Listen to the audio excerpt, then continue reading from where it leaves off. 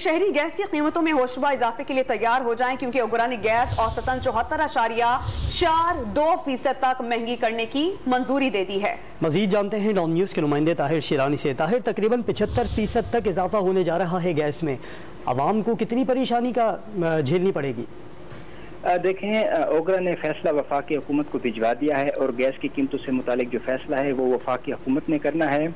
एक तरफ gas sector का तेजी से बढ़ता हुआ सर्कुलर डेट है और दूसरी तरफ IMF की शराइत ने हुकूमत के पास गैस की कीमतों में इजाफे के सिवा कोई ऑप्शन नहीं छोड़ा। दाम देखना यह है कि वफाकी हुकूमत कब और कितनी गैस महंगी करती है। 2020 के बाद से गैस की कीमतों में इजाफा नहीं हुआ है, जिसकी वजह से जो गैस कंपनियां उनके नुकसान भी बढ़ रहे हैं।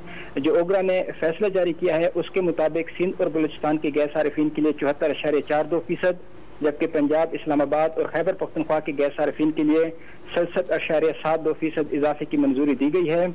ओगरा ने गैस कंपनियों की दरखास्तों के बाद समाअत की थी और उसके बाद अब फैसला जारी किया गया है। सुई सदर्न गैस कंपनी के लिए गैस 469 रुपए और सुई नादर्न गैस कंपनी के लिए गैस 406 रुपए फी MMBTU महंगी करने की मंजूरी दी गई है, जबकि सुई नादर्न गैस कंपनी 1294 रुपए और सुई सदर ने 663 रुपए फी MMBTU इजाफे की दरख्वास्त ओगरा में जमा करवाई थी, लेकिन जो ओगरा ने मंजूरी दी है वो गैस कंपनियों की दरखास्त के मुकाबले में कम इजाफे की मंजूरी दी गई है। और अब वफाकी हुकूमत को ये फैसला करना होगा 40 रोज के अंदर के गैस की कीमतों में इजाफा करना है या नहीं, और अगर करना है तो कितना इजाफा किया जाना है। जी ताहिर, बहुत शुक्रिया आपका।